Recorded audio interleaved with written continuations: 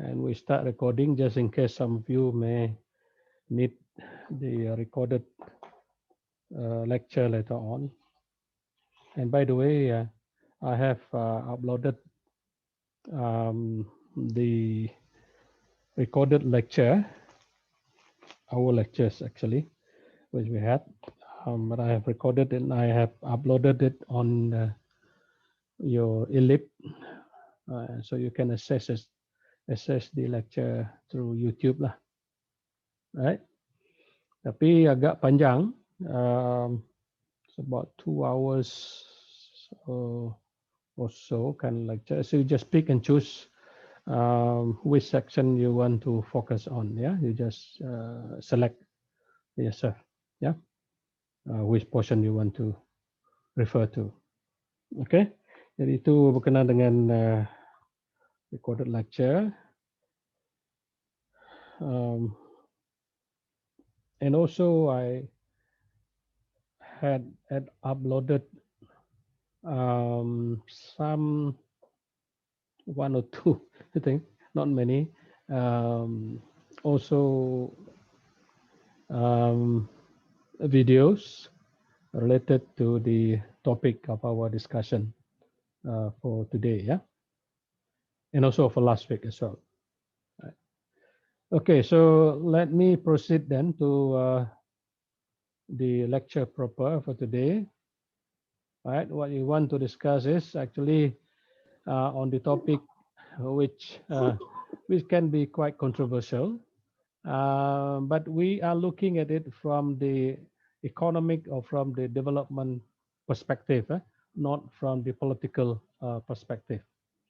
Okay, so I have 2 set of slides actually. So we will start with the first one,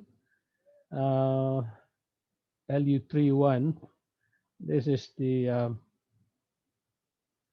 first slide or set of slides. Just more or less to introduce to you the what they call the concept of Marxism, and also the man himself, Karl Marx.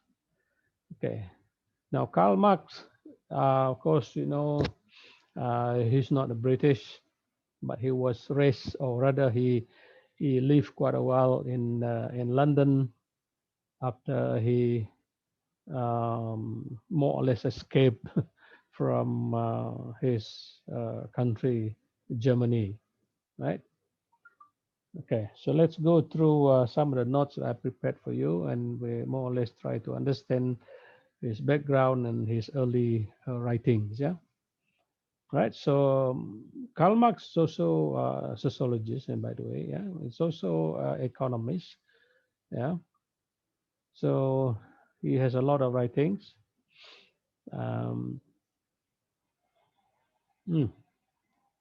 My God, why did I do that?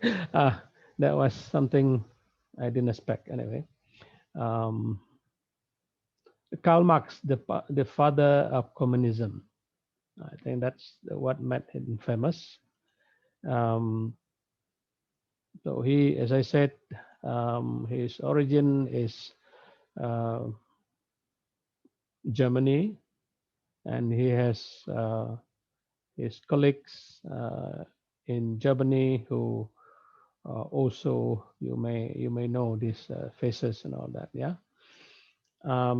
So was born in the town called Trier, Germany, in the year 1818. However, I mean, he studied philosophy and economics in Berlin. And he was taught to be a Jewish instruction as well, right? The Jews in Germany, you know the history. I think some of you may know history about what happened to the Jews in Germany during this time. And he got married to his wife, Jenny von Westphalen. I think I pronounced it right. And he worked for a while in Germany and earned his living at one time as a journalist, although he was trained as an economist and also trained in philosophy, right? Uh, and well, didn't do quite well, yeah, as a journalist. And he had problem with when he was in Germany. Um, the government were not quite, um, I would say, receptive to his ideas and all that. So he moved to London. He migrated to London with his family, and his contributions actually, he has written volumes of book entitled Das Kapital. He intended to write 8 volumes of it, but unfortunately he didn't live long enough, right? He died in 1883. Well, he lived quite long, actually, about 60, let me see. Yeah, 65 years old, his age when he died. He only managed to write 3 volumes of the Das Kapital. Okay, that's his famous contribution. And so he's the father of course, communism, and also the principle known as Marxism, named after him. Yeah. So he developed that in the 19th century. And with his colleague Engels, so him, Marx, and Engels wrote the famous Communist Manifesto in 1846 while they were in Marx was in London. So Marx developed the political system, yeah, known as communism. Okay, I will talk more about that later on. Now, so what is Marxism? Marxism can be viewed as a system economic as well as a social system and also political philosophy, yeah, which was based on ideas that that look at social change in terms of economic factors. In other words, change in society, yeah, in terms of the economic factors. He talks about factors of production as well, yeah.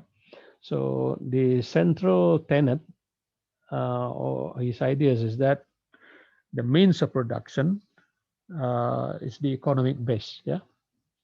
Excuse me.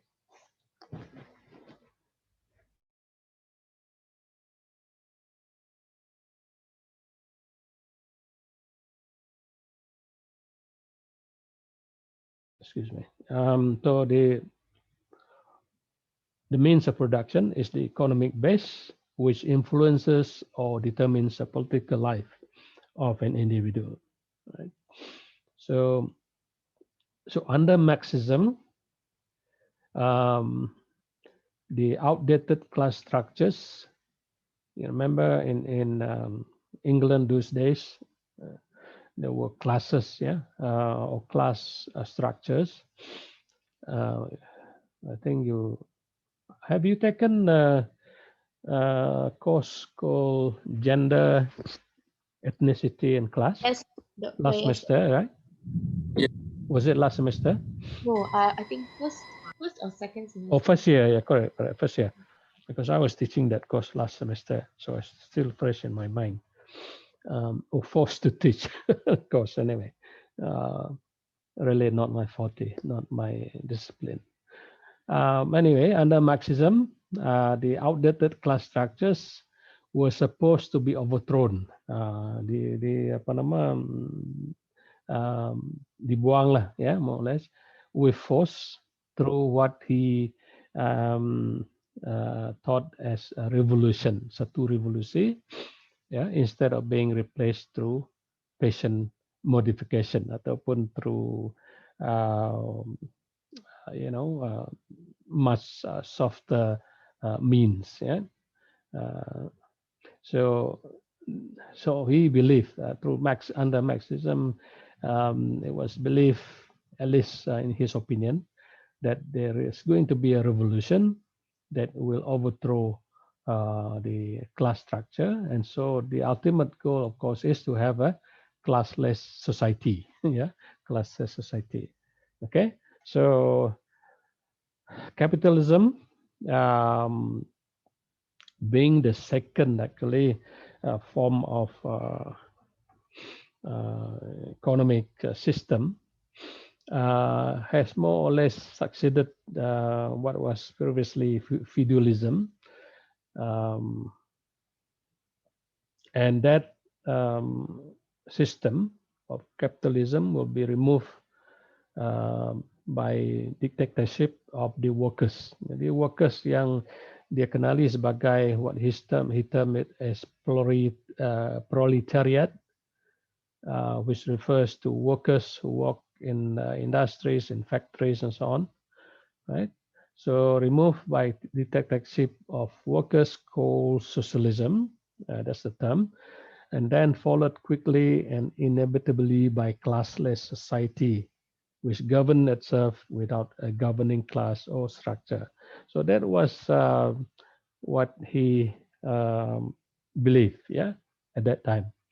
So one day he said capitalism will break down and give way to uh, socialism, and so every country in the world, including in England, there will be struggle and all that, yeah, some kind of revolution, and so in the end there will be classless society.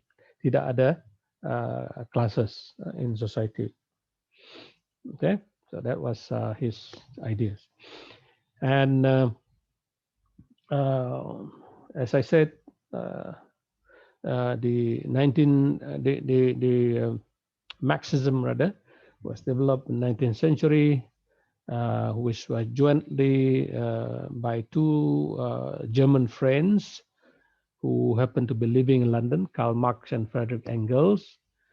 So they formed together formed the foundation of communism, yeah, communist political system. Okay. So the politic and economic philosophy of Marx and Engels, in which the concept of class struggle plays a central role in the understanding of society's allegedly inevitable development. Yeah, from um, there's a term he used, bourgeoisie, bourgeois oppression under capitalism, to a socialist and ultimately classless society. And that's just explanation of the previous slide tadi ya. So the political and economic theories of Marx and also Engels later developed by their followers to form what is known as the basis for communism, right? And by the way, communism is a political ideology or philosophy rather, which argues that men should have equal rights to wealth. Yeah, men, including women. Yeah, men here is a generic term, arguing that every person have equal rights to wealth. Okay. Uh, all right. So the Communist Manifesto was first published in 1948, and it formed the basis for the modern communist movement, and which argue that capitalism would inevitably self-destructive or self-destruct, to be replaced by socialism and eventually communism. So socialism is a step towards communism, right? from first as feudalism and then capitalism, and then moving on to socialism and then eventually to communism. Jadi Marx ini percaya bahwa because the working class were oppressed, yeah, and taken advantage of by the group called bourgeoisie or the capitalists. So they will one day become angry over their condition or situation of low pay and so on, and they will go to the street, demonstrate, and revolutionize. Yeah, perform some kind of revolution, yeah, to replace capitalism. Itu cerita yang dibuat oleh Karl Marx. Yeah. So when considering Marxist theory, it is useful for us to remember the three C's. Tiga C, ya. Tiga C ini. Number one, he talks about class, right? He talks about class. And number two, the other thing that he mentioned, the second C is the conflict. Konflik di sini adalah di antara kumpulan pekerja and also the middle class or the capitalist, yeah, ataupun industrialist. And the third C is capitalism, right? So these provide a baseline to the Marxist theory of economics or of development as well. Okay, so let me share with you this one. So an explanation, perhaps better than my explanation of what's going on. Yeah, sekejap, eh? Let me find that. Let me stop sharing the previous one. And Doctor. Kejap, mak cari dia. Okay. Hold on. Okay, we'll start all over again.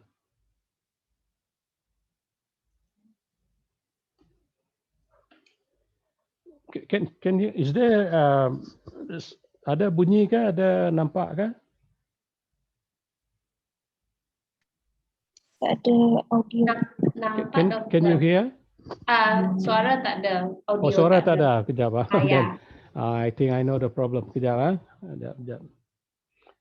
I have to let me set this up.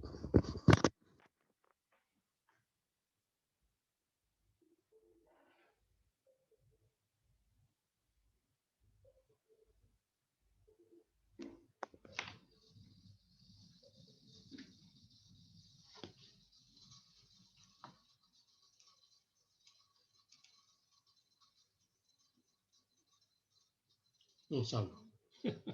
My apologies. Sorry. Okay.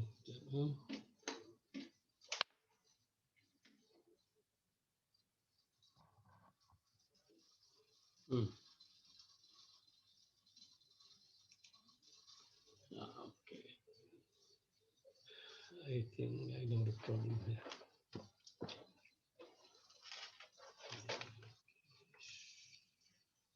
Marxism, as we understand it as sociologists, is a political and economic philosophy, a view of the way things are now, suggesting society.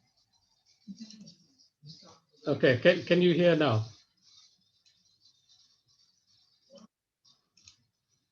Boleh dengar kan? Sekejap, eh? Sekejap. Ada, Dokter. Yeah, okay, all right, thank you. So let's start it over again.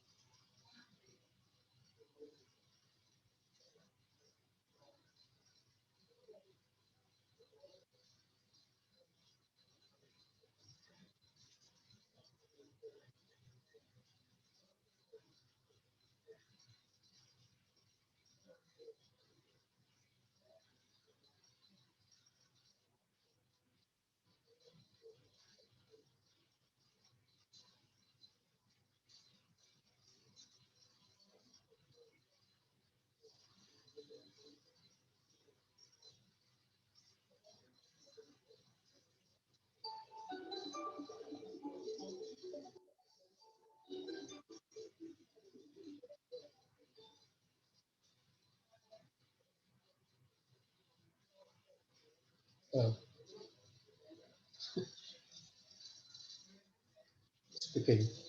Yeah. Yeah. Mhm. Mhm.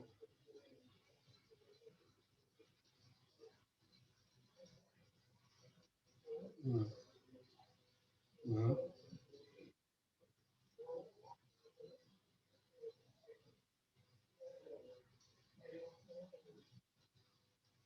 Oh, okay.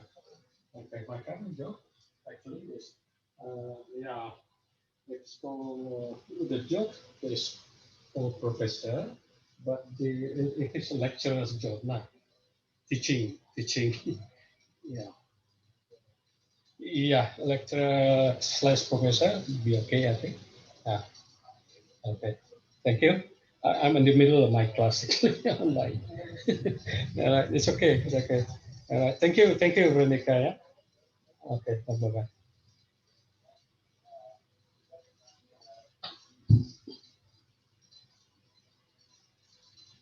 So sorry about that. Hello. Okay. This is not supposed to be the one. My apologies. Yeah, oh, sorry, I didn't even record this one just now. Okay.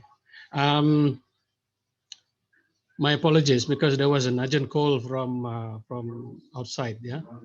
So let me close this one too. How do I do that now? Sekejap. Okay. Banyak gangguan ini. Sorry ya, Nicholas. I had to take that call just now, Sergeant Matters from Saltra. Okay, all right. So I think from the short, I don't know what to call, video or something like that, just now more or less summarize, yeah, what Marxism is all about and how it came about, right? The history behind it. All right, so let me continue with my previous. Hold on, nak cari mana tadi? My previous slide tadi. Sekejap, I may have removed it. I think, yep. Sekejap, cari balik.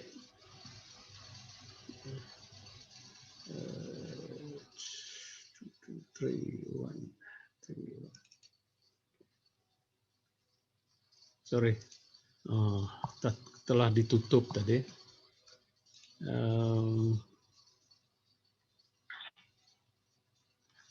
Okay, this is the one just now. Alright, boleh nampak ni kan? Tak nampak? Tak nampak, okay. Sorry, tak nampak lagi. Belum share lagi. Mana itu tadi? Sekejap, okay. Go back here.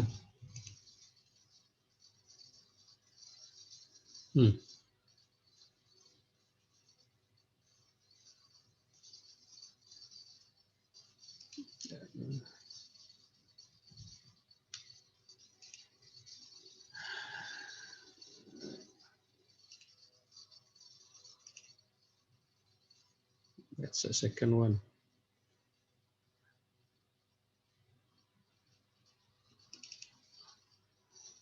Okay, got it.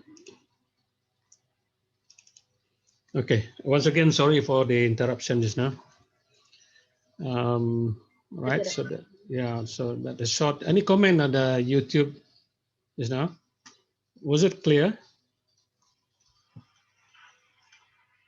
Maybe too brief, yeah. But you can watch it again later on, yeah. You can watch it on your own time. All right, so so the basis of Marxist theory.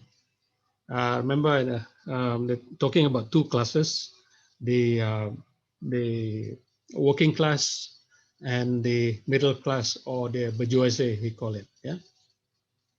So Marx was concerned by the inequalities that existed during that time, and this happened during the industrial revolutions, where people started to migrate to cities to work in the towns and the cities, yeah.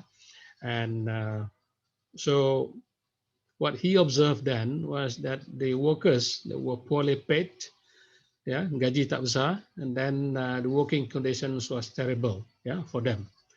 So a very small portion of wealthy people own huge amounts of land and also factories, right? So Marx called these people the bourgeoisie, yeah, those who own the land, who own the property, the factories, and these are the people which he mentioned early on, who own the means of production, yeah, the means of production. So they are controlled by the middle class, or by the bourgeoisie.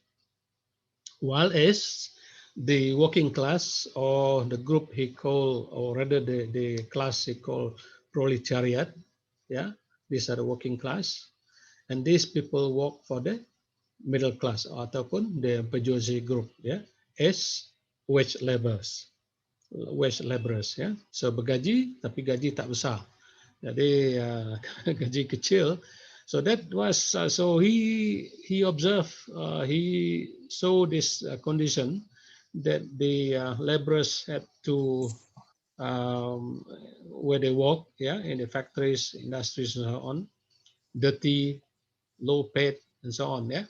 So and he thought that's not fair. Yeah, they work so hard and yet it enrich the middle class ataupun the bourgeoisie. So the workers still remain poor actually. Yeah. All right. So these wage laborers, seperti dikatakan tadi, known as a proletariat, they were exploited according to Marx by the bourgeoisie as they earn only enough money to survive. So their earning gaji mereka hanya cukup untuk makanan, to meet the basic needs saja, right? So the proletariat or the workers tadi own what they own, yeah, what they have rather is their labor, and thus they have no control over their working lives, and also no share in the profits gained by the owner of the factory ataupun land tadi. Right, so they only work and they don't have any control. Right, that's again that's another way of looking at it. Yeah? The exploitation of the proletariat or the working people by the bourgeoisie group ataupun the middle class group. Okay. Okay. Now, so the three C's I mentioned earlier on is the class, conflict, and capitalism. So his famous theory is a conflict theory, actually, right? I mean, Marx's famous theory is the conflict theory.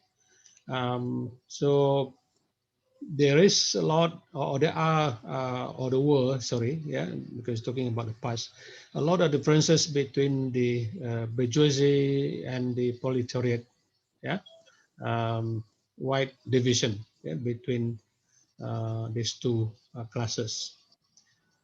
And the interests of the bourgeoisie, according to Marx, were protected and promoted, right?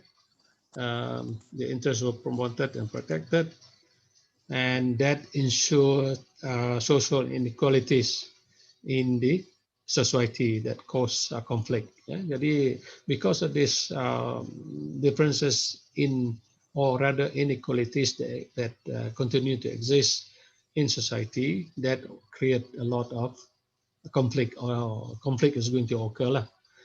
Seperti yang dijangkakan oleh dijangkakan oleh Marx, ya. So he thought that conflict will occur. Yeah. So capitalism also can cause a conflict of interest between classes as well. Yeah. So the need for the bourgeoisie to make profit is a form of is one way in which conflict occur. Conflict with the need of the proletariat. So the need of the workers or the proletariat is to earn enough money to survive. Yeah, while as the middle class or the bourgeoisie, their main aim is to make as much profit as possible. Yeah, so those are conflicting according to Karl Marx. Okay. So profits certainly came first during the Industrial Revolution, and the bourgeoisie became extremely wealthy, yeah, maka semakin kaya, while the proletariat or the working class had to work long hours, but with little pay, and live in squalor or keadaan kotor lah, yeah, dirty conditions, yeah. Not only in the workplace but also in their residences. Yeah. Okay. So the owners, according to Marx, they exploit the workers and they were living off the money which the workers earn. So actually, orang yang membuat duit sebenarnya adalah workers who had to work in the factory to produce the goods and so on. Yeah. But they don't share the benefits with them. They only earn their pay, little pay that they had. Yeah. So the workers put up with this inequality. Yeah, they didn't do anything, in other words, because they are oppressed. Yeah, they are oppressed wage slave, according to Marx, the system, and they cannot fight the system, right? So they remain oppressed, and they all are also indoctrinated, sorry, by ideology and religion. The Protestants in particular in England, into believing what they are told by the powerful. So that's according to that, that's what God want them to do, something like that. Yeah. So those things, according to Marx, membuatkan mereka ni menjadi seperti yang ada lah. So remain inequality remain high because the workers could not do anything about it, right? So that's briefly, yeah. But in terms of theory on economics, there are several related theories, yeah. Number one is the labor theory value, then the surplus value, and also surplus product theory and exploitation. So all of these are related anyway. Yeah. So just briefly, I want to go with you briefly on each of these little theory that he came up with. Yeah. Marx theory on economics. First of all, the labor theory of value. Apa yang dikatakan dengan dalam teori ini? So basically, this is a theory, economic theory, yang mengatakan bahawa the economic value of a good, ya, the economic value of a good, nilai sesuatu barang ataupun perkhidmatan lah, ya, is determined by the total amount of labor required to produce it. Jadi dia kata nilai sesuatu barang ataupun perkhidmatan itu ialah determine ataupun ditentukan oleh, ya, jumlah labor time ataupun labor put into it to produce it. Contohnya, kalau we talk about car, kan, buat kereta, katakan untuk membuat sebuah kereta memerlukan sebagai contoh 100 jumlah 100 jam, ya, man hour untuk membuat sebuah kereta, dan katakan on average gaji seorang pekerja itu adalah let's say 100 ringgit per hour. Jadi nilai according to Marx, nilai kereta tersebut ataupun barang tersebut adalah sebenarnya 100 time berapa? 100 hours. So that is the actual value. Sebagai contoh lah, saya kira dengan kalkulator saya, that's about 10,000 nilainya, right? Itu dari segi labor theory of value yang dinyatakan oleh oleh Karl Marx lah.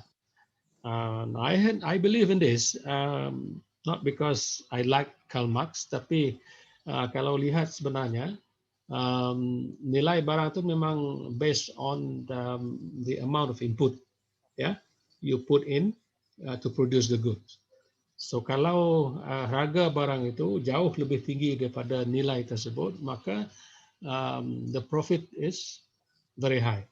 Okay, katakan kereta tadi yang telah dibuat dijual dengan harga 30,000 ringgit. So how much is the profit that goes to that capitalist ataupun kepada tuan punya factory ataupun industri? It would be 30 minus 20. I'm sorry, 30 minus 10,000. So the profit is actually 20,000 per unit of the item ataupun barang tersebut. Hal inilah yang berkaitan dengan labor theory of value tadi. Jadi nilai sesuatu barang ataupun perkhidmatan tersebut adalah bergantung kepada jumlah labor, amount of labor required to produce it. Itu yang pertama. Yang kedua adalah yang related to the first one tadi, nilai tadi adalah surplus value. Jadi surplus ini maksudnya lebih lah, ya. So surplus value is equal to the new value created by workers in excess of their own labor cost. Okay. So maknanya the surplus value adalah yang lebih lah maksudnya, ya. Katakan the actual amount of labor cost, ya, produced by the workers adalah let's say 100, dan the surplus value, the newly created value adalah sama dengan let's say 150. So the surplus adalah I'm sorry, talking about little bit confusion. Kalau seorang itu boleh bekerja dalam 8 jam, right? 8 jam dia boleh bekerja, and he can produce 10 units, ya, sebagai contoh lah, 10 unit barang. Tetapi gaji dia yang diberi kepada seorang pekerja tersebut, the total adalah sama dengan mungkin equivalent to about 3 units barang. Katakan gajinya RM30, right? So each unit of good is harganya RM10. So tapi dia dapat produce 10 units per day. So maknanya the surplus value di sini adalah nilai yang lebih or excess of the labor cost. But labor cost adalah dilihat dari segi gaji yang perlu dibayar kepada pekerja yang bekerja untuk mengeluarkan barang berkenaan. Okay, jadi itu, so if you pay less, you pay less in terms of salary, in terms of gaji, and then you get more product, maka surplus value adalah lebih tinggi. Okay, right. So surplus maknanya lebih daripada nilai gaji untuk mengeluarkan barang tersebut, atau termasuk gaji termasuk input lain lah, right? So that is the way to look at. For example, this is just one figure just to show the concept of surplus value di sini, ya, right? So okay. And then the third one is the surplus product, which is also related tadi lah. So surplus value adalah bergantung juga dengan surplus product, ya. So surplus product, produk yang berlebihan, ya, berdasarkan kepada workers production, ya. So surplus product is simply that part of what workers produce which they had to hand over to the chief. Chief di sini maksudnya tuan punya factory, tuan punya kedai dan sebagainya lah, ya. So it is that part of the workers, what workers produce, which they had to hand over to the chief or landowner, or the lord or the state in the form of tax, rent or tribute. Ya, jadi so it can be in terms of rent, it can be in terms of tax dan sebagainya, right? Yang perlu dibayar kepada that group we can call bourgeoisie, termasuk sekali lah, right? Into the government and so on. So this is the surplus product, yeah. And workers produce this, but they have to hand it over to the chief, yeah, in the form of tax dan sebagainya. Okay, and then the fourth one is exploitations, ya, exploitations. So exploitation seperti yang dinyatakan awal tadi, is that when you make use of labor, yeah, to make sure that you gain the most out of each laborer, tetapi dibayar dengan gaji yang paling rendah. Ya. So the act of using another person as a means of one's profit, to make profit out of somebody else, right? Without providing them fair compensations. Itu yang penting lah. If it is fair, if they are fairly compensated, so that is not exploitation. Tetapi masalahnya, if the worker is productive, in other words, they can produce so much in 1 hour, but they only get paid an equivalent to maybe a value of about 10 minutes work, for example, right? So that is exploitation. Okay. Jadi, again contoh yang sini menunjukkanlah contohnya bagi seorang pekerja, this is the proletariat, for example, ya. The lowest, the laborer lah, they get only paid 7.25 per hour, right? So, and if he has to buy a meal, for example, maknanya 1 gallon of meal, ini di negara barat lah, has $3.70, for example. So he has to work half an hour, yeah, for a gallon of meal. Okay. But, tapi bagi pekerja contohnya supervisory position, yeah, managerial position, for example, who earns like 16.57 US dollar per hour, yeah, so he has a lot of money. So if you want to buy a gallon of milk, which costs only 370 per gallon, all he has to do is just to work 13 minutes, ya, 13 minit saja dia dah dapat beli 1 gallon apa namanya, susu, ya, fresh milk lah. Then bagi CEO, ya, tuan punya apa nama factory sebagainya, he earns about 20,160 per hour. Gaji dia bermilion, ya, 1 bulan, saya contoh. So he has only to work tak sampai per 1 second, ya, not even 1 second for him to be able to get 1 gallon of milk, right? Itu yang dinamakan sebagai exploitation tadi ataupun eksploitasi, ya. Okay, just the concept of exploitation di sini.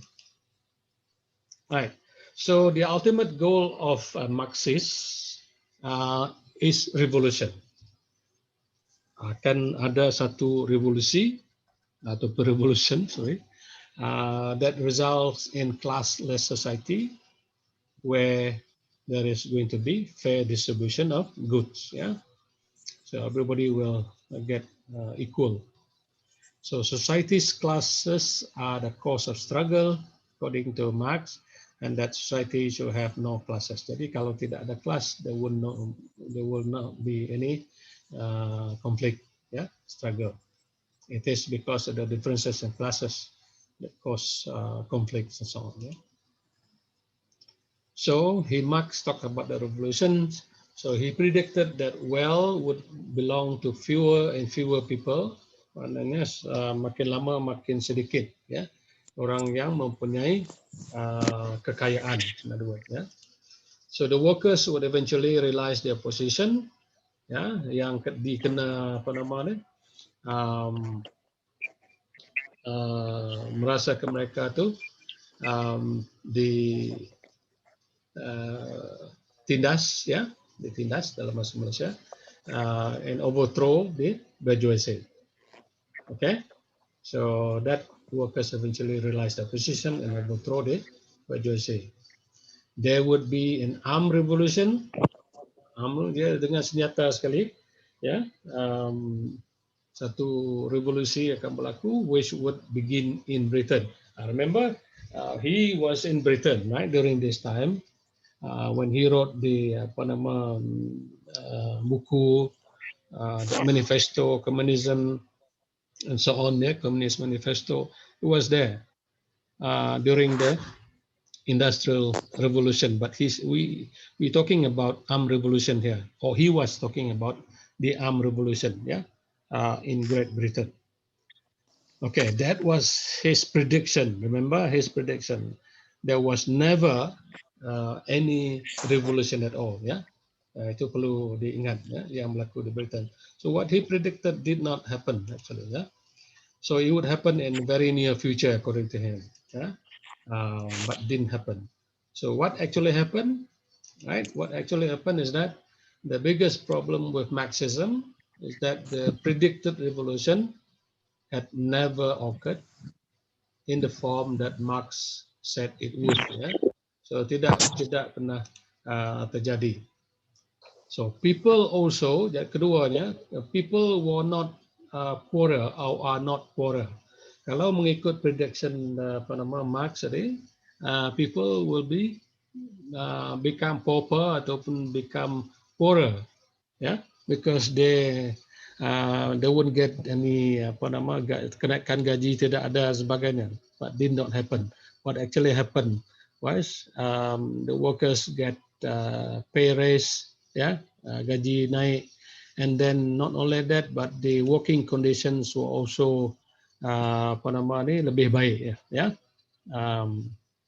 as you can see now lah. So was not or is not concentrated in the hands of few rich people. There are a lot of rich people around anyway, yeah, not just a few people seperti yang dikatakan oleh Marx. Okay. Also, Britain, as I said just now, walaupun buku komunisme itu ataupun komunis itu ditulis di Britain, and the idea was first brought up in Britain, but Britain had a communist revolution yet, and is not likely to be in the near future. So tidak pernah berlaku di situ. Tapi berlaku di ada di beberapa negara lah di dunia ni, ya, where communism was adopted, ya, or the ideas of communism tadi. Okay, so the impact on the world, at least dari segi not only economic but also politics ni, there are today there are 7 countries that are communist countries: China, Cuba, Laos, North Korea, Vietnam, Cyprus, Nepal. Yeah, these are the known countries out of 100 plus countries or 200 countries in the world. Yeah?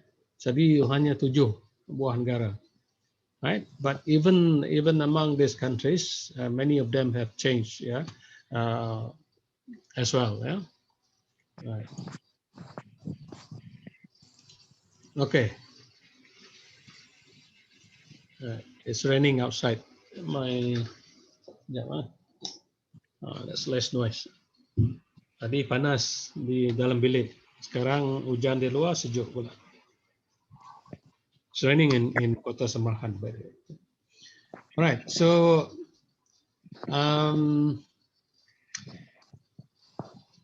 okay. So he was talking about communism, but there is a system which is close to communism, but not quite communism. It's called socialism, right? So some countries in the world are socialist countries, but are not communist countries. Yeah? So let me share with you this short slide here. Oh, bukan slide, video, sorry. YouTube video. Bear with me sebentar.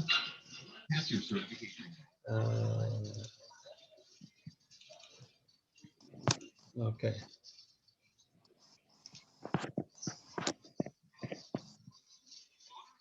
There has never been a communist country.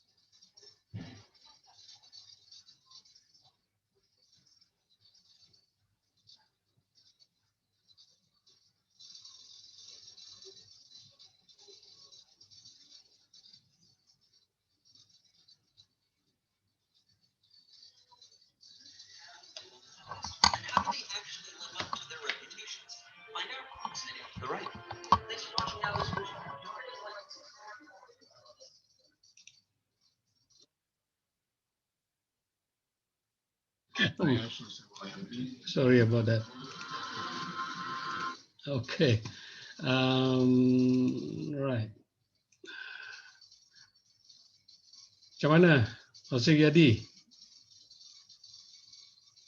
Boleh faham kan?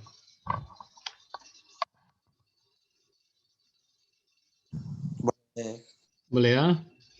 Okay. Yeah, more or less that's kind of summarize the differences, but I think more like a lot of similarities between communism and socialism today. Yeah. So, so based on his analysis, there is no truly communist, a truly communist country in the world, not the way that Marx has described. All right. So the various versions of Marxism that are being practiced, yeah, in those countries which practice them, and also socialism was thought to be a precursor or a step towards communism, right? So that's what the video mentioned, yeah. Let's go back to this. I hope this is the right one. Oh, sorry, not that one. I got it wrong. Okay.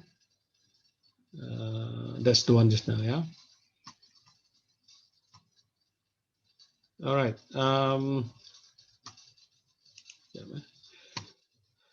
This is the one.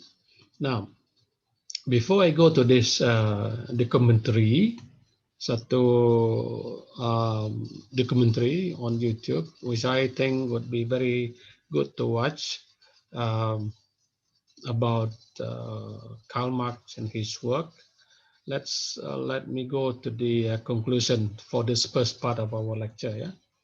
So Karl Marx was one of the most influential people, at least during his time. Yeah, during his time when he was in England, in particular in London.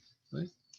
And then through his effort, to change the way people look at societies, from class structures to a classless society.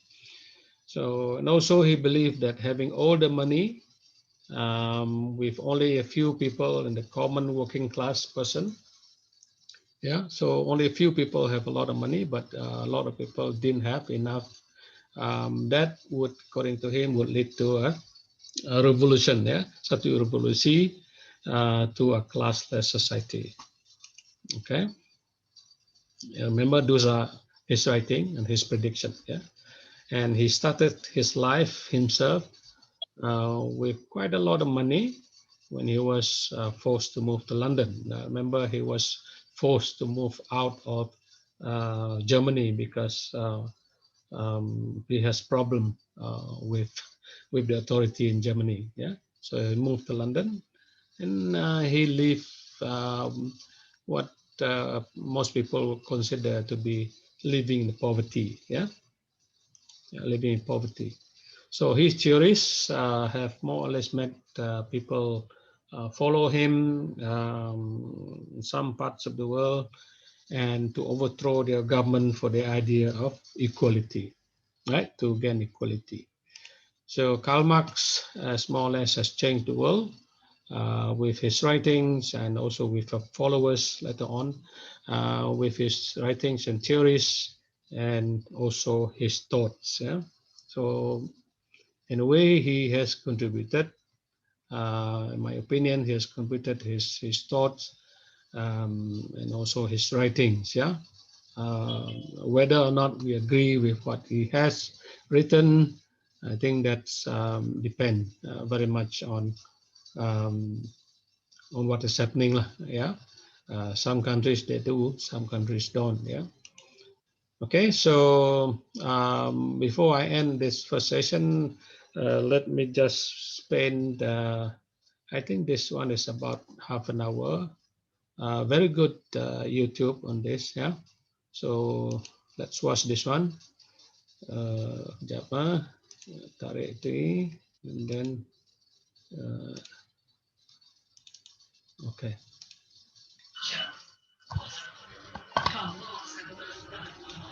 Sekejap, tarik balik. Okay, so let's start again.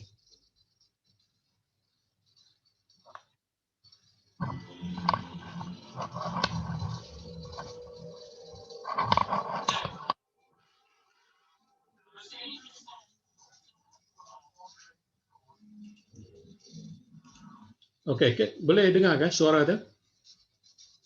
Tak berapa. Tak apa-apa, memang tak berapa kuat pun. Ya, dokter.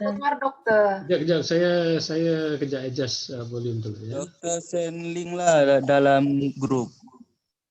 Kita Oh, ya? nonton. Open dia ada. Sorry. Doktor send link dalam grup Aha. WhatsApp.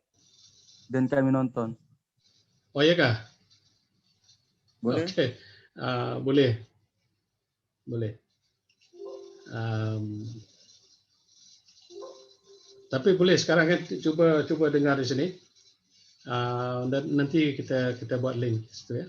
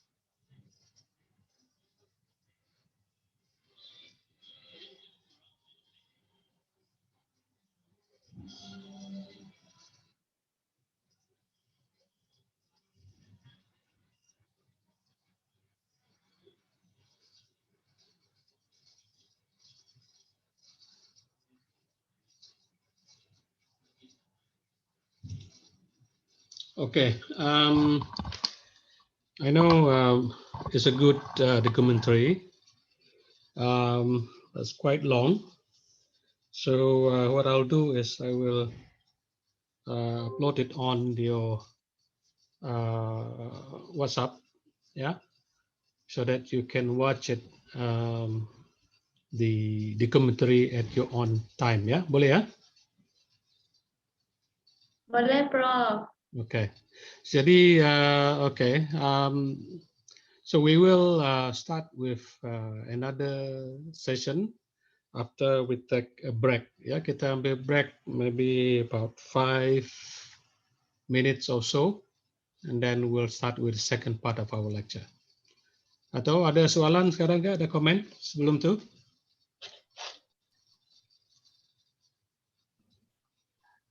No, dokter. Kalau Tak ada, dokter.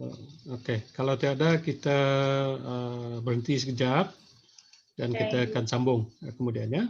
Ya, 5-10 tak sampailah 5 menit, 10 menit macam tu ya. Oke, dokter. Oke. I'll call you back later on ya.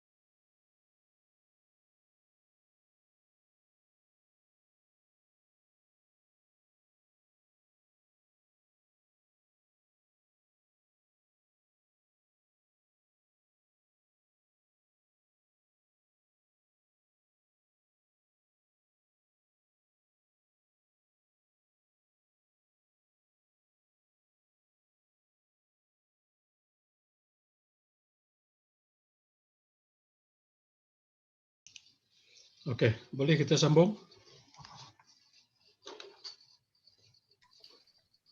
Boleh dokter. Can Prof.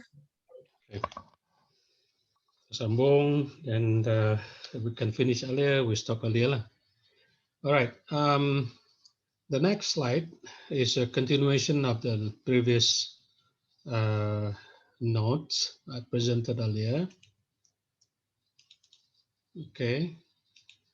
So we look at the Karl Marx theory of economic development, and also some socialist models of development as well. Now, remember, just to recap, Karl Marx, one thing that impressed me most is the fact that Karl Marx earned his PhD or doctorate at the age of 24. That's very young. So he's a very bright person, yeah. And he read law, he read philosophy, but in terms of economic, he developed that much later, yeah. So philosopher and also revolutionary socialist, yeah. So so while being named as the father of communism, is also can be called the father of socialism as well, yeah. So he was champion of the working class, because he was looking at the proletariat or the working class who, in his opinion, was being used by the owner of the business and so on, yeah. So and also he published the first volume of Das Kapital in 1867. This is his work on economic theory, by the way, yeah. And the reason he was expelled from Germany, and not only from Germany, because he went to France, also to Belgium, looking for job and so on. But he brought along with him his radical ideas, writing. So people in Germany, in particular, did not quite like what he was doing. So he was more or less expelled, and he was forced to migrate to Britain, yeah, to England, London specifically. Okay, so that just to recap what it was, this great man, Karl Marx. Yeah. All right, so he's regarded the father of history as well, who prophesied the decline of capitalism and the advent of socialism. He predicted that capitalism would decline and socialism would emerge. That was what he predicted. Unfortunately, did not quite happen that way. Yeah. So he expected capitalistic, yeah, change to break down because of sociological reasons, dissatisfactions and conflicts, yeah, and not due to economic stagnation. So he was thinking that it's because of dissatisfaction, because of conflict, which will change capitalism, not so much about the economic situations. Yeah? And only after a very high degree of development is attained, according to him. Yeah. So his famous book, Das Kapital, is more or less known as the Bible of socialism, right?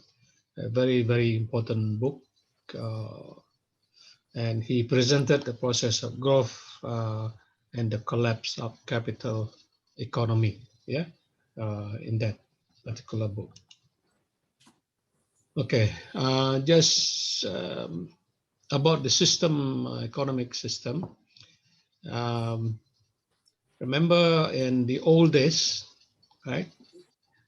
During the medieval society in Europe, and not only in Europe, but also in Even in eastern part of the world like Japan, they practice feudalism.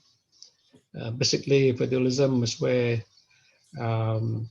there's a large what I call landowners, landlord, and so on, and people will have to work or rent the farm and share the harvest and so on and so forth.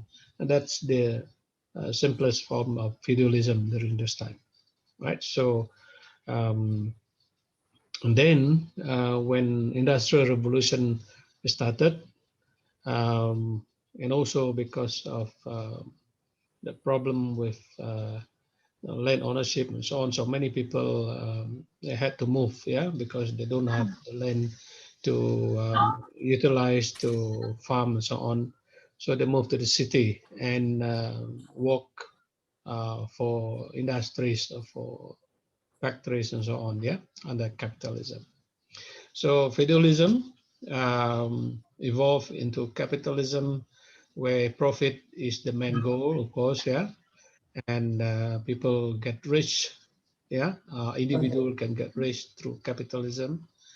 And then but according to Karl Marx, there will be conflicts, there'll be revolutions, yeah, that would happen, and leading to classless society or socialism, yeah, and eventually communism, yeah.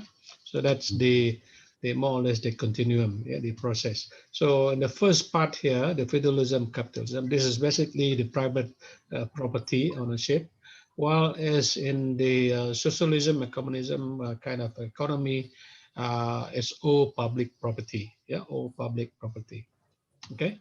And in terms of government, right, in terms of government and money and taxes classes, it happened all the way until socialism. But from in communism, it is a stateless, moneyless society. So you don't need any money actually. And then and under feudalism and capitalism, you have the survival of the fittest. So who, in other words, best will win and survive, yeah. And then under socialism, this is a kind of welfare state. Many countries in Europe are now having this, including, I think, including Britain, Australia, and also European countries, yeah. Banyak menggunakan welfare state, yeah, where everything is more or less provided for. Right, so that's I'm using this, I'm borrowing this slide here, the relationship between the various means of our economics system.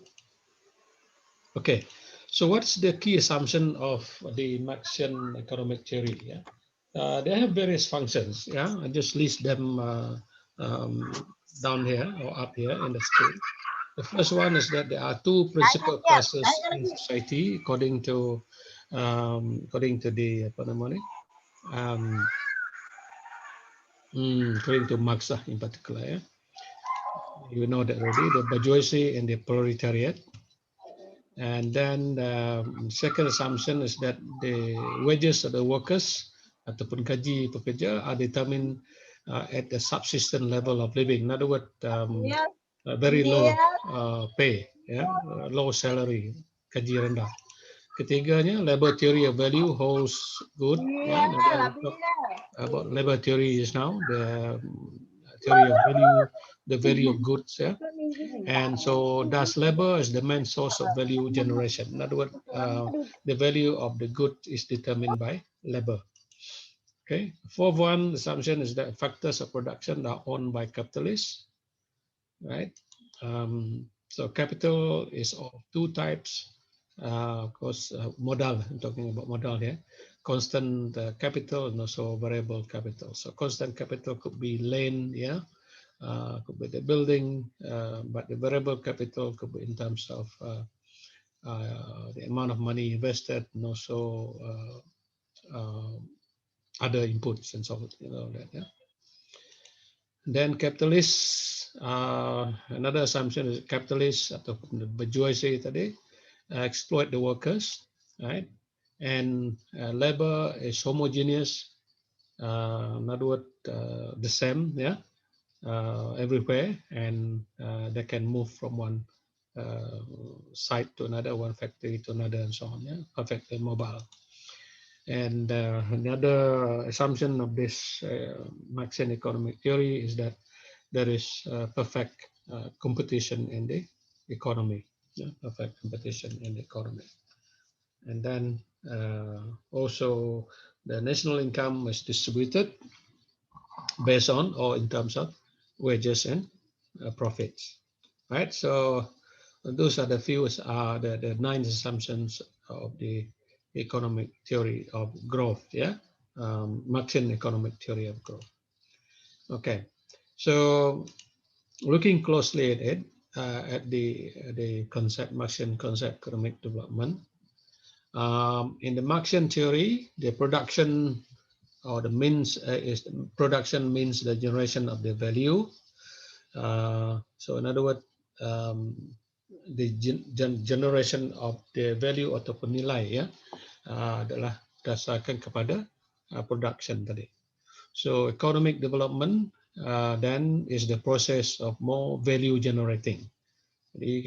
So the more value you can generate, the more developed the economy is. Yeah. So labor is the one that generates value, of course. Yeah.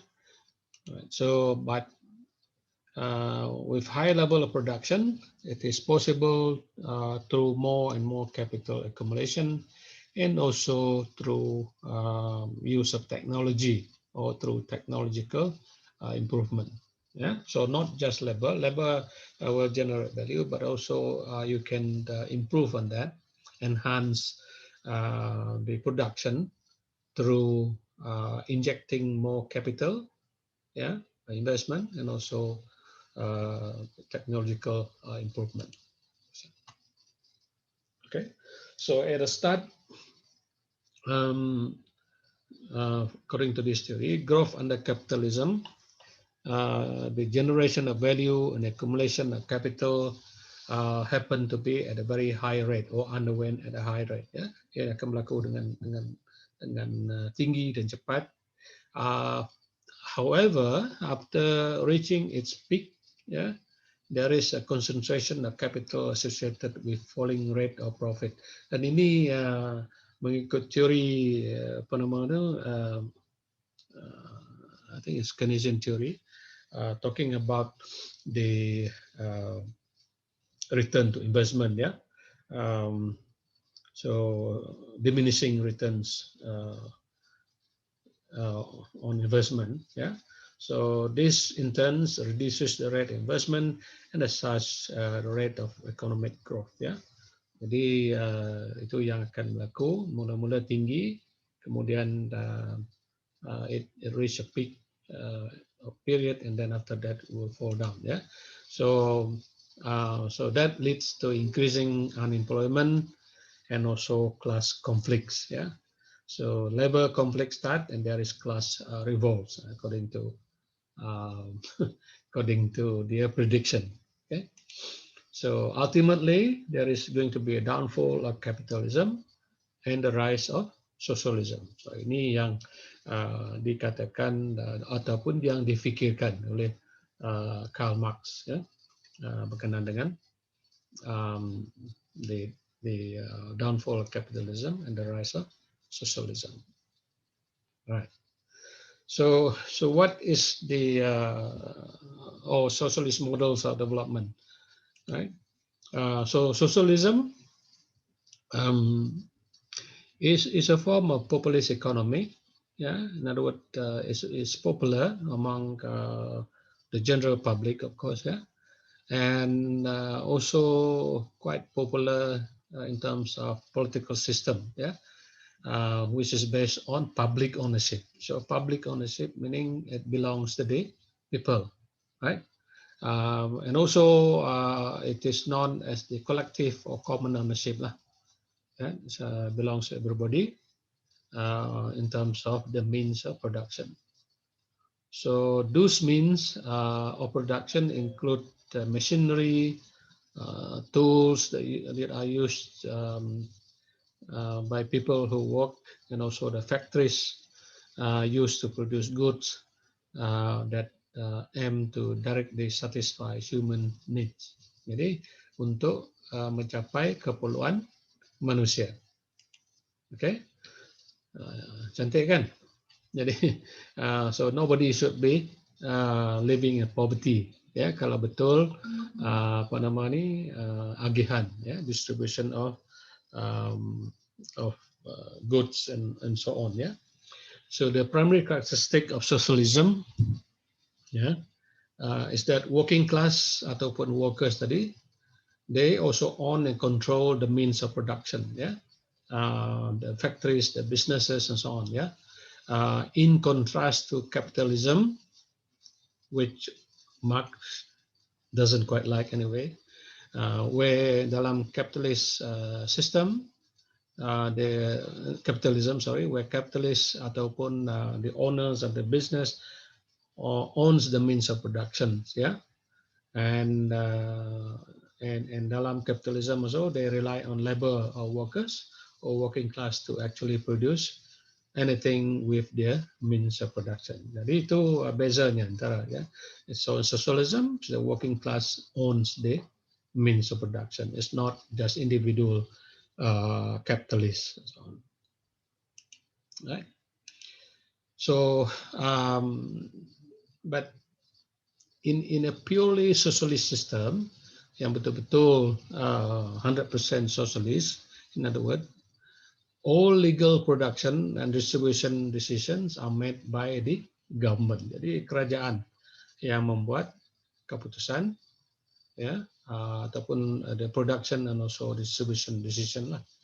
And individuals ataupun the public lah rely on the state ataupun on the government for everything from food to healthcare. Jadi semuanya is provided for, including makanan, right? So the government determines the output and the pricing levels of these goods and services. Right? So they provide the outputs and also the price of the goods. Jadi sounds familiar kan? Kalau kita lihat di Malaysia ni, kadang-kadang certain musim dan sebagainya, kerajaan akan menentukan harga paling rendah, ya, harga berpatutan untuk certain goods and so on, ya. So bukan berdasarkan kepada supply and demand. So the government set the price and so on.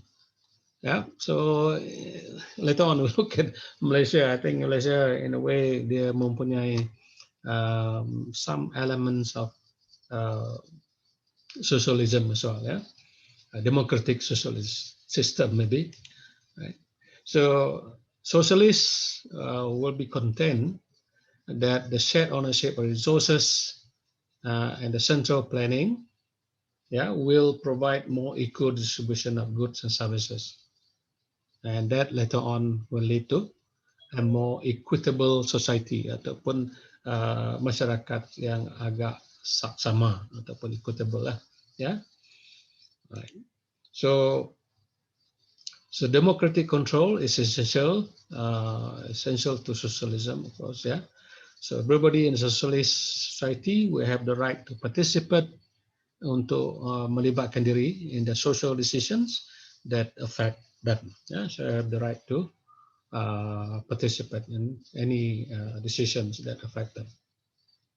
Okay, so tapi dalam, if we talk about in reality, apa yang kita lakukan contohnya di negara kita adalah kita taklah setiap apa nama ni individu yang terlibat dalam membuat keputusan, ya, tetapi diwakilkan, ya, diwakilkan kepada individu-individu tertentu. That's the role of our elected representative lah, MP ke, council negeri ke. They are the one who speak on our behalf, right? They represent us. So they represent us in terms of making decisions and so on. All right. I guess that's the closest I can think of in terms of Malaysian situation. Right. So production under socialism would be directly and solely for use. Jadi untuk kegunaan saja. Not for profit. Remember, and the capitalism is about profit. So di sini tidak. Ini adalah untuk kegunaan penduduk, ya, di sebuah kawasan ataupun negara. So with the natural and technical resources of the world held in common and controlled democratically, the sole object of production would be to meet the human needs, untuk keperluan manusia saja. And this dalam socialism, ya, real socialism, would entail an end to buying, selling, and money. So there is no need to have buying. Eventually, tak ada jual beli because everything is provided for, and money has no role to play. Yeah, instead, we would take freely what we had commonly produced. Jadi kita everybody contribute kan. So we only take what we need only. Ya, apa yang kita perlu kita itu saya bawa. Jangan bawa lebih. Right? So the old slogan dalam socialism ini, from age according to ability to age according to needs. Maksudnya kita boleh bekerja mengikut kemampuan kita, dan juga kita boleh mengambil mengikut keperluan kita juga. Ya, so kemampuan dengan keperluan goes together. Right? Itu dalam konsep sosialis ataupun socialism. Okay. So in socialism, everybody would have free access to the goods. Ya, jadi semua mempunyai akses kepada perkhidmatan dan juga barangan, ya, goods and services, which are designed to directly meet their needs, ya, untuk keperluan mereka ataupun manusia. And there need be no system, tidak perlu ada satu sistem of payment for the work. Jadi tak perlu gaji, ya. Bekerja tak perlu bergaji. That each individual contributes to producing them. Jadi, so you work mengikut kemampuan seseorang tersebut, right? And then when you bring something or you need something, goods and also services, hanya ambil yang mengikut keperluan saja, ya. So all work would be on a voluntary basis. Jadi semua orang bekerja secara voluntary. So producing for needs means that people would engage in work that has a direct usefulness. Jadi orang bekerja dalam bidang yang penting lah, yang ada that related to their needs and so on. Okay. Jadi itu sosialisme dalam keadaan apa namanya yang sebenarnya. Ya. Jadi contohnya di sini negara yang mengamalkan sosialisme adalah Germany dan juga a few others lah. Di sini adalah Canada dengan Germany.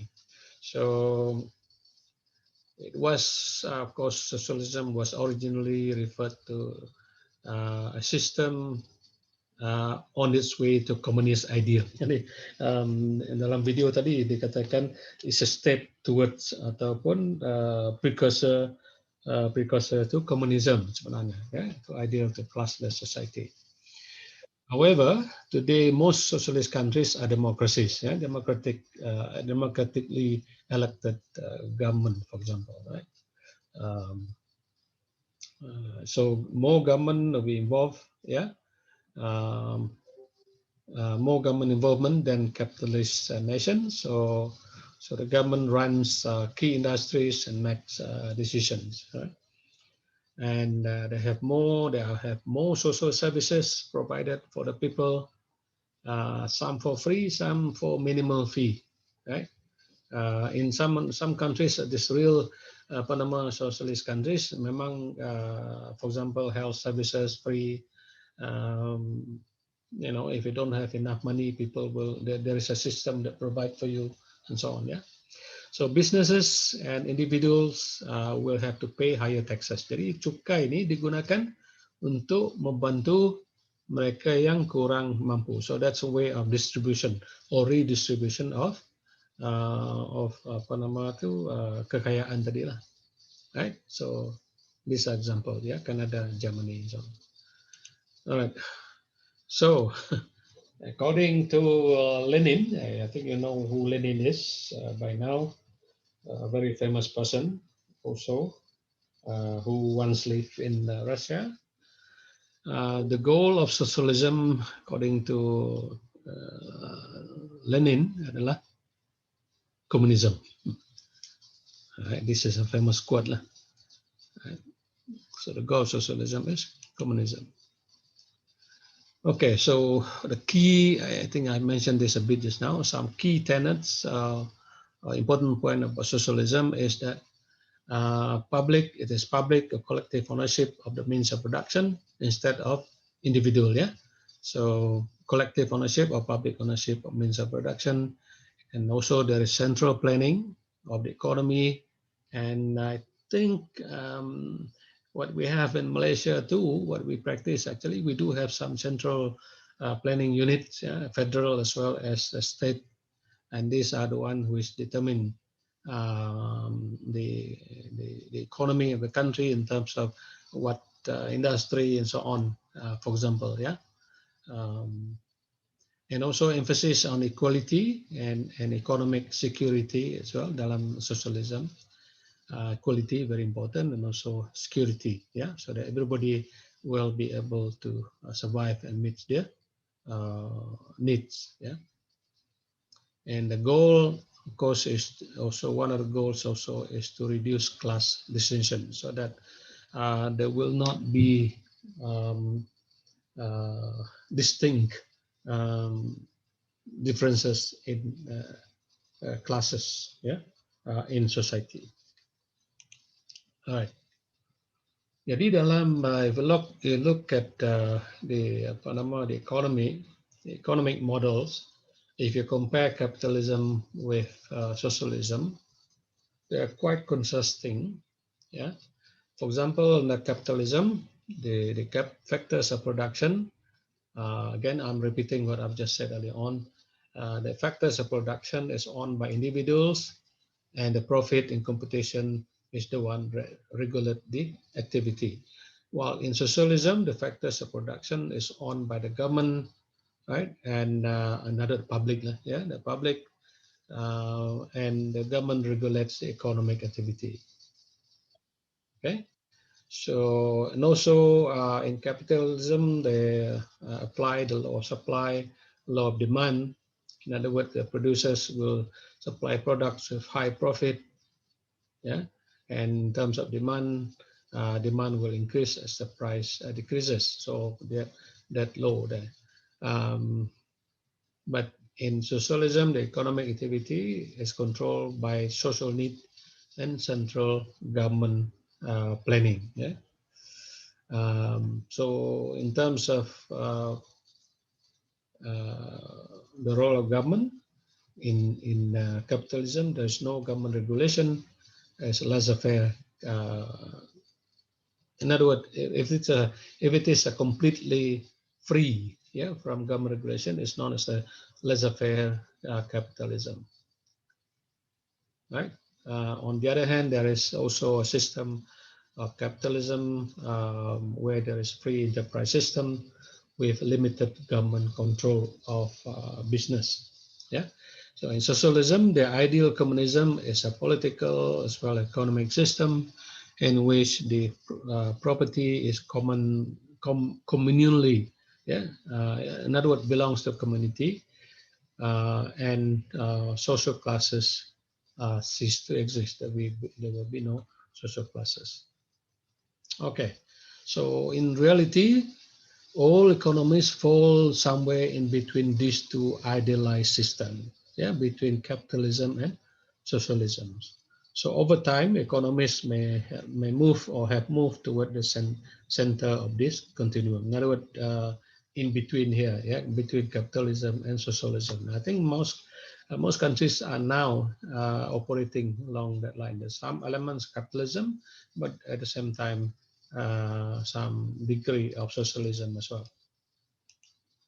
Okay, you can look at it from the continuum perspective. Yeah, looking at the continuum world economic system, where on the far left here is communism, and the farthest right here is the pure free market capitalism. Right? So in between, you have a mixture of economies, different types of economics here. For example, on this side, you have the Chinese, Venezuela, and North Korea practicing socialism, socialist economic system, more towards the communism kind of system. And then on this side, those countries which practice more capitalism, yeah, and more. But there is no purely capitalist society in the world. I don't think there is. Even in US also, which the one which practice capitalism a lot, there are some amount of government intervention as well, yeah, government policies and so on. Right? So, so where do you think Malaysia is located along the continuum? Di mana Malaysia berada? Adakah sebelah kiri ataupun sebelah kanan? Kiri maksudnya towards socialism, and sebelah kanan capitalism. Where do you think?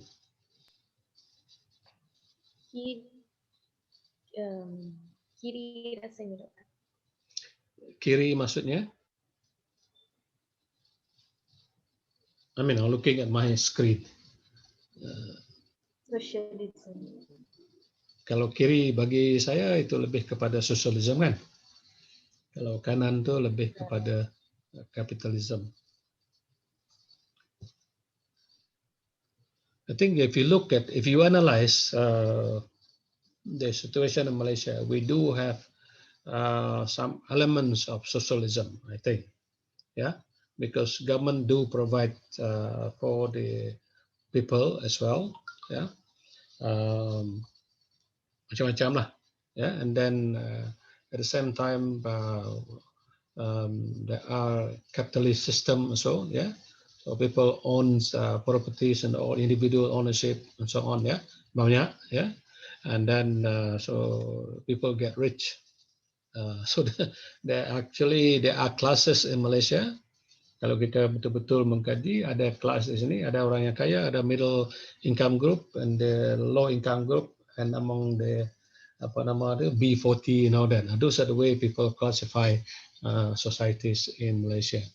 Right, so I think we are more towards this side here, yeah, towards the capitalist, but some elements of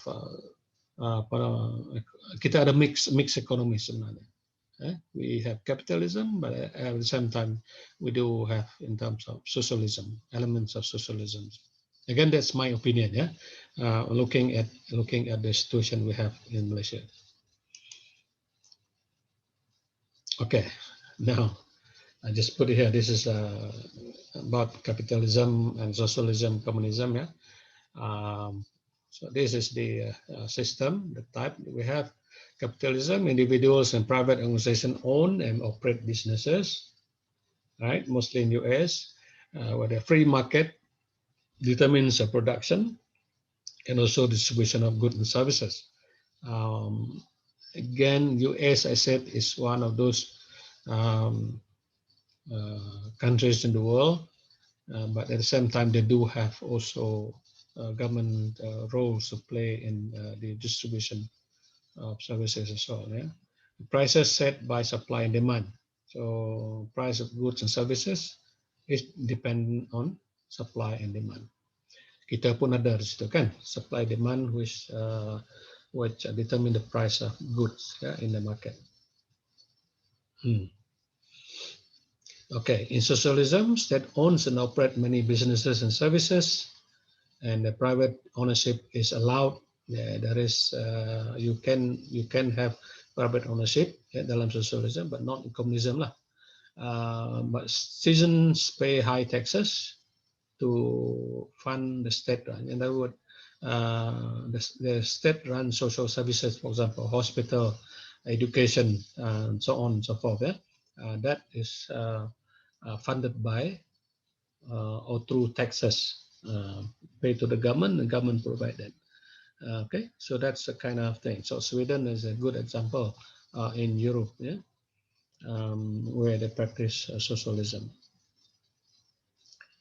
Denmark is actually another country, yeah, in Europe. So Malaysia, I think, is not quite socialism, but we are here having, in my opinion, this is where we are.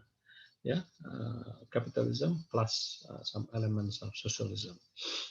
Right. So communism is on the other extreme, where the state or the community owns all businesses, and state controls distribution of goods and services, and the state provide the social services to everybody. Yeah, so that include China, Cuba, Soviet Union, yeah, and Venezuela, and so on. Yeah? Okay. All right. So examples of modern countries of socialism is Canada, Germany, Sweden. Right. So again, looking at the continuum. Right. So communism is far left, and this is the market economy or capitalism, yeah, on the far right. So these countries belong here, yeah, in the middle here. Okay, talking about communism just a bit, yeah. It is an economic system, of course, yeah. Other than being political philosophy, is also or ideology is also an economic system where the belief is in collective ownership. And also central planning, yeah, collective ownership and central planning. And there is no concept of private ownership. There's no private ownership. Tapi sekarang ini kan ada isunya sekarang di China, they have changed quite a bit, yeah, with apa nama itu, some elements of open market system instead of closed, yeah. So they have more or less some, yeah, but not quite as in other countries. Yeah? So the theory is that everybody pools their resources and labor to eventually distribute everything. Tapi seperti kata tadi, tidak ada negara di dunia ini yang betul-betul mempraktikkan a truly communist system, yeah, communism. Yeah, so even in China also they have this socialism kind of system rather than communism. Okay. Any questions so far? Okay, this is another, again, this slide is more also talking about Karl Marx and his contribution to communism or to communist ideology, right? So according to Karl Marx, according to his theory, the final stage of historical development with full development of social equality and collective living. Jadi itu yang dia jangkakan lah, ya. Eventually that will be the situation, yeah, full development of social equality. During this is just some notes here. During the height of communism in the 1970s, yeah. In fact, kita di negara Malaysia pun mempunyai ada satu movement, yeah, of communism in the country. Okay, but movementnya lebih kepada communist teroris, ya. So almost 1/3 of the world population was governed by the communist regimes, yeah. So the most important communist societies by far were the USSR and China. Yeah, it's so quite popular in 1970s. Yeah. Well, let me share with you also this is the actual Communist Manifesto, in which and he's also working with remember Engels, where Marx states that every form of society, has been on the antagonism of oppressing and oppressed classes, with the conflict between those who are oppressing, yang mempunyai kuasa, yang kaya, and also those who are oppressed, which are the workers tadi lah. So the modern laborer, instead of rising with the process of industry, he become pauper. Itu yang dia kata, dia kata bahawa yang pekerja itu akan menjadi miskin, pauper ni a person who is poor lah. So instead of getting better with the increased number of industry and so on, instead the workers become poorer. And pauperism, ataupun kemiskinan tadi, develops more rapidly than population and wealth. So here it becomes evident that the bourgeoisie is unfit, that's his term, unfit any longer to be the ruling class in society.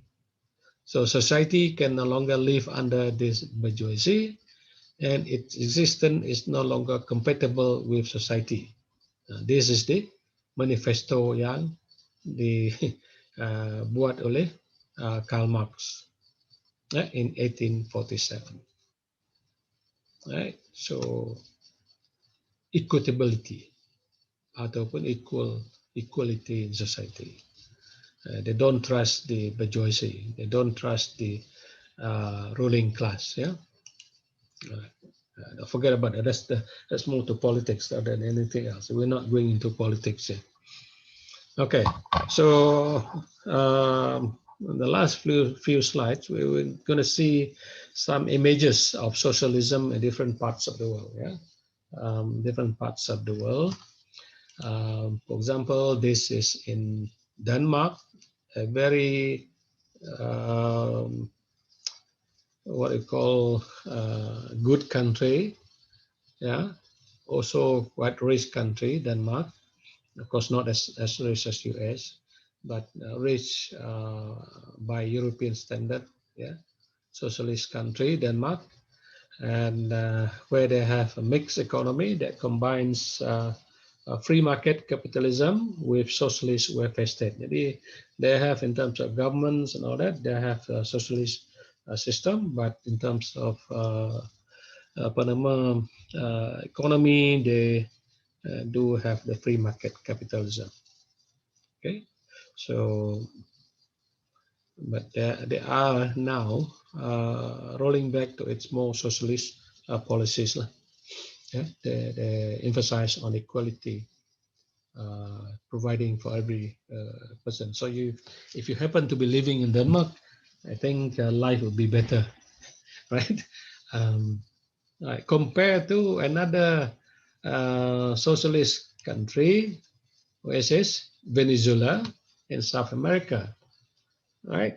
Keadaan yang sangat berbeza, menggunakan dua sistem yang sama.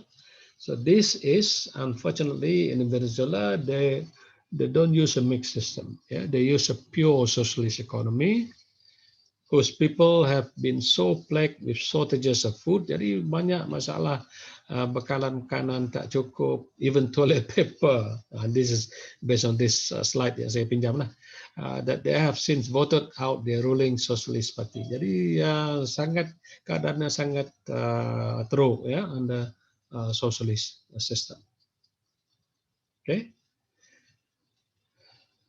All right. So Bernie Sanders, by the way, Bernie Sanders ini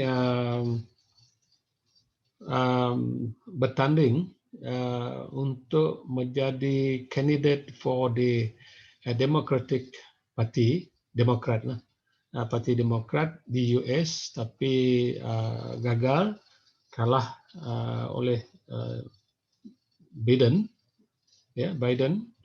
Biden, who finally defeated Donald Trump, yeah, for the U.S. presidency. Okay, but Bernie Sanders is a socialist, right? So, which socialist countries does Bernie Sanders cite as socialist utopia? Utopia ni keadaan tak baik lah. So actually he was talking about this country here. Yeah? But he would prefer, I think Bernie Sanders would rather have, he wants to have country like Denmark, where there's a lot of equality and so on. Yeah, not certainly not this one. Yeah. Okay, so all right. So why is Denmark ranked the happiest country in the world? Remember, this is Denmark, a socialist country, but they rank in terms of degree of happiness. Yeah, in the world is ranked number 1. Okay, reason is one, they have a minimum wage of $20 per hour. Per hour, bukan satu hari. $20 per hour minimum wage. Remember US baru nak laksanakan ataupun bukan laksana, baru nak apa nama to make it legal for ataupun law to have minimum wage of $15 per hour. Tapi Denmark sudah berapa tahun yang lepas, ya, already have $20 per hour. Jadi if you just work for 5 hours per day, you get $100. That's more than enough for you to survive, yeah. And not only that, but they have only 33 hours per week. Bukan 40 jam. Kita di sini di Malaysia, it's 40 hours. Yeah, 40 working hours. In Germany, I'm sorry, in Denmark, they have only, they are required to have only 33 working hours per week. Apalagi, free universities, free childcare, free healthcare. Kebanyakannya free. Yeah. So, tapi ada cukai lah, ya, kena cukai, we should contribute back. Actually, you're not quite free actually because you are contributing through your tax, yeah, to provide for this, yeah, for everybody, right? So the more you earn, the more tax you get, lah. All right, so that's so everybody is happy, yeah. Free university, tak payah nak fikirkan how to get a loan to attend universities and so on, yeah. Okay, so that's why Denmark is ranked the happiest country in the world. It is a socialist country, yeah, tapi with a mix of capitalism, mix socialism with capitalism. Now, kalau dibandingkan dengan US, which one is better? Itu dulu, a few years ago lah, because this rate is a few years ago. Now in US ada yang telah melaksanakan minimum wage $15 satu jam, tapi belum di what do you call this, wartakan lagi, ya. It's not being gazetted because Biden is proposing it, tapi the Republicans or GOP opposed to it and so on, yeah. So it has not become a law, satu undang-undang, yeah. So in terms of if compare Denmark and US, okay, Denmark 21 or $22 per hour minimum wage, US only 7+. Denmark free health, childcare, college, and job training. In US, everything you have to pay for. Healthcare, childcare, and college are luxury. Can bankrupt you or settle you with that. Jadi if you want to go, unless you have health insurance or on, it's difficult to get healthcare services and so on, right? Then Denmark paid sick and parental leave. Jadi kalau sakit dia bagi cuti dengan gaji, ya. Begitu juga if you have a child born, and jadi boleh ambil cuti, ya, parental leave they call it, and still you get paid, yeah, while you're on leave. Okay, so what else? Only 6.1% of children live in poverty. Adalah poverty, yeah. And then in US, ini all figures lah, but this at least just to compare, all data. 23.1% of children are poor, highest rate in rich countries among rich countries. In terms of happiness, I'm sorry, no pet sick or parental leave in US tadi lah. Rank number 1 in terms of degree of happiness, yeah, happiest country in the world. Rank number 1 country for business as well. So they have the best of both worlds, best in terms of socialism and best in terms of capitalism, right? So they have the mixed system. US sebaliknya, rank number 1 as the most unequal rich country. A lot of gap between the rich and the poor also in US. Right? So unequal lah. All right. So this is the reason why Bernie Sanders is keen on his idea of a socialist state in US. Okay, right. Another picture, just to contrast between capitalism and socialism. In capitalism, you have plenty, right? Plenty of product, food item, and so on, right? Dibandingkan dengan dalam socialism, this is the kind of things, yeah. Ada chef kosong, right? So that's the difference between what is happening. I mean, just to give a rough picture of between capitalism and socialism. In extreme case lah, contohnya di sini di Venezuela, because dalam this is the where they practice socialism almost 100%, ya. Tapi di negara Denmark tadi seperti kita lihat awal, mixture of capitalism and socialism is good for the country. Jadi negara kita ada juga some elements of that lah. Of course, there are other elements, other factors actually, which play a role in terms of development of a country as well. For example, corruption could be another factor which will impact the rate of development in the country as well. Right? Another one, communism or socialism, communism lah. This is situations where bread is only produced by one or two, kilanga, yeah. So buying bread in Soviet Union in 1997, for example, you have to line up, yeah, to get that supply. The same thing in Sweden as well, yeah. Sweden is a socialist country, right? So you have to line up. Ini beli beer, ini sama, beli bread, beli beer, right? It's slightly better di sini than here. Yeah, but our systemnya agak sama, where there is a control there, yeah, on the supply and all that. Okay, what else? This is even interesting. Siapa pernah pergi Singapore?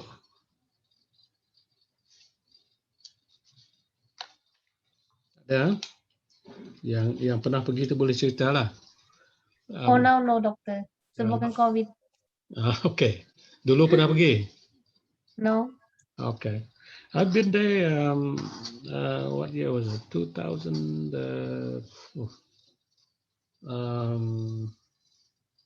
yeah, 2017.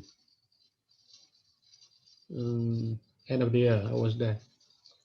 But it was different from in the much different from the late 70s when I first visited Singapore. The last one was in 2017, so many years lah. right? So, but this is the situation, ya. This is a very obvious situation. Dibandingkan Cuba dengan apa nama Singapore. Singapore practice capitalism, and Cuba is still socialism with communism. Ya, banyak strong communism di Cuba. Alright, so extreme lah. So in this is what happened 1950s. Keadaannya 1950s. This is in Singapore 1950s. Alright, this is in Cuba 1950s. In fact, if you look at this, keadaan di Cuba lagi bagus, cantik lagi, ya, bagus lagi dari keadaan di Singapore. Okay, but look at it now. How much different Cuba then and Cuba now. A lot of people are poor. I've seen some documentaries on the livelihood of people in Cuba. Right? Conditions are much worse than ours here. Ya, keadaannya. Of course, kalau bandingkan dengan Singapore today, so much difference between the two countries. One with socialism and the other with capitalism. Alright?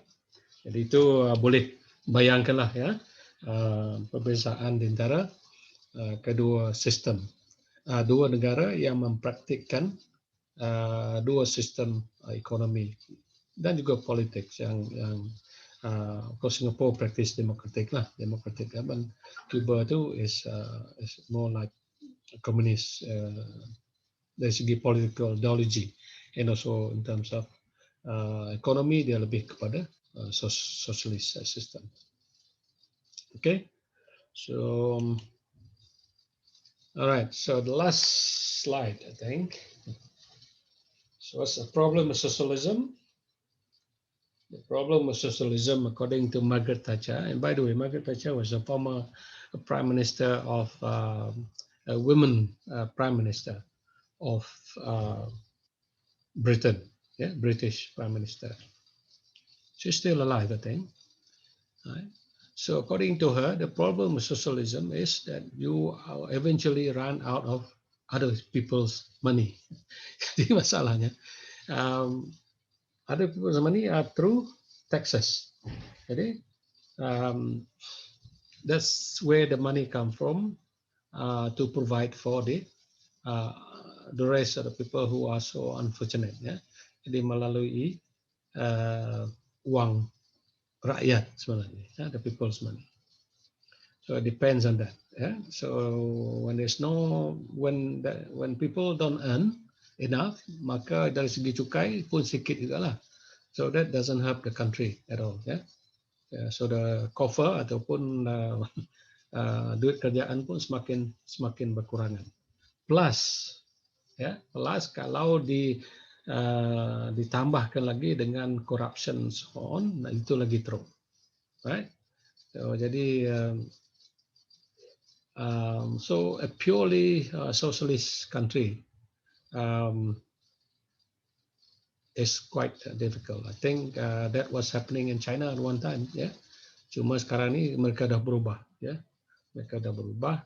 They open their market, ya. Free market economy, where they they allow goods to enter the country, and also they're selling their goods to other countries as well. Yeah, so it's not a closed economy like before. I mean previously compared to now. Yeah, and the system the China pun also has improved a lot, right? So that's the situation. Yeah. Alright. Jadi itu saja untuk hari ini. I think that's a lot to cover. Cuma dalam masa 2,5 jam yang lalu, we have tried to cover something which is very detailed actually, tapi just more or less trying to expose, have some rough ideas about the apa nama the Marxist or Marxism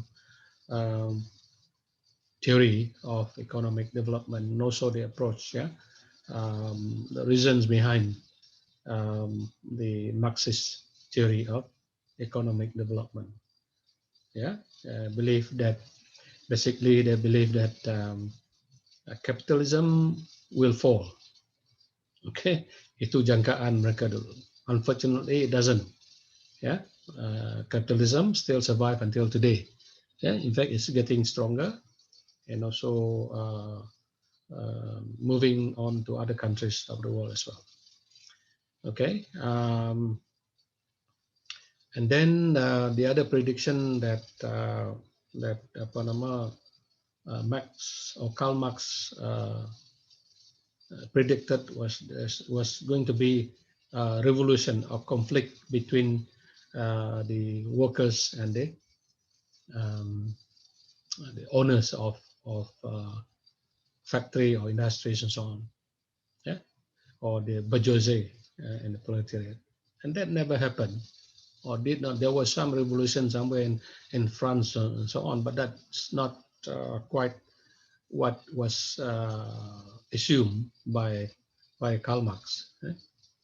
And then the other thing, importantly, is that one of the factors that he considered, which could cause conflict and also eventually revolution, adalah dengan keadaan pekerja in terms of gaji pekerja yang begitu teruk sekali, sangat kecil, sangat rendah, right? And also tempat kerja and so on and so forth. So that was his contention masa itu, his belief.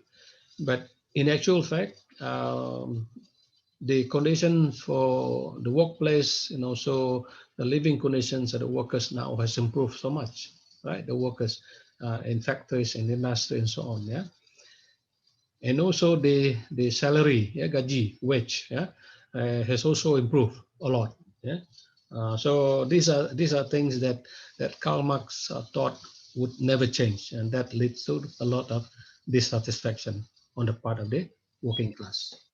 All right, so those are the things, where he talks about the various theories, economic theories, talk about the surplus value and all that. He in short, what he was saying, he was not satisfied. He doesn't like the capitalism system or capitalist system, and so he promotes equality, classless society, so on. Right, so I think with that, that's all that I have to share with you.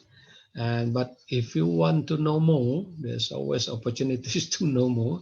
So you read. It's a lot of these materials talking about Karl Marx theory, economic development, of Marxism, and so on and so forth. Jadi boleh baca, boleh baca online pun banyak, Okay, any question?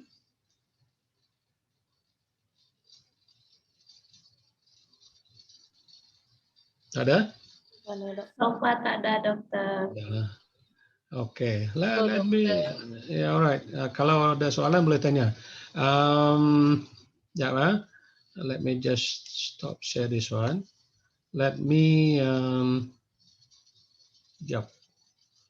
I have also uploaded, as I said, some videos, and please, kalau ada masa boleh tengok, on Ellipse. I just put it there for you to watch, bukan saja untuk buat. Saya cari apa nama tu video tersebut mana yang relevan untuk ditunjukkan untuk digunakan oleh pelajar lah.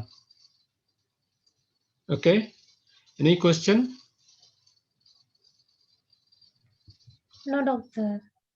Okay, kalau tak ada, setakat ini sajalah untuk hari ini. Thank you, doctor. I feel that doctor. today is so no. What is it? I think today our class is so long. So long, thought it's so It's okay, short. doctor. Thank you so much. I thought that today is so short. We have 4 hours, supposed to have 4 hours of lecture, yeah. But as I said, I will not use the 4 hours. It's much too long, yeah. Jadi kalau I will still be sitting in my room until 6 p.m. until my office rather. So kalau ada apa-apa nak ditanya, you can always ask, use your WhatsApp lah untuk tanya. Sure, Yeah. doctor. Okay, dokter. I'm looking at also apa nama chat from you guys, huh? Nicholas Ungai. You wrote something here.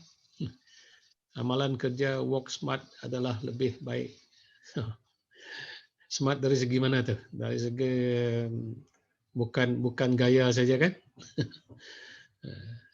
Jangan kerja rajin sangat. Kerja ikut berapa gaji. itu ikut apa namanya? Itu ikut sosialisme tadi, ya. Sosialisme tadi umpamanya menyumbang setakat yang kamu boleh sumbang. Ambil apa nama barang ataupun perkhidmatan mengikut keperluan saja.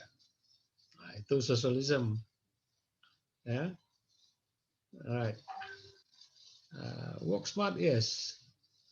You don't have to work long hours. Yeah. But work smart. Kena rajin kerja. Ya. Rajin maksudnya bekerjalah dengan I mean talking about our situations here. Yeah. Those who work smart and hard in our system, you can do well economically, right? So opportunities are there, banyak opportunities.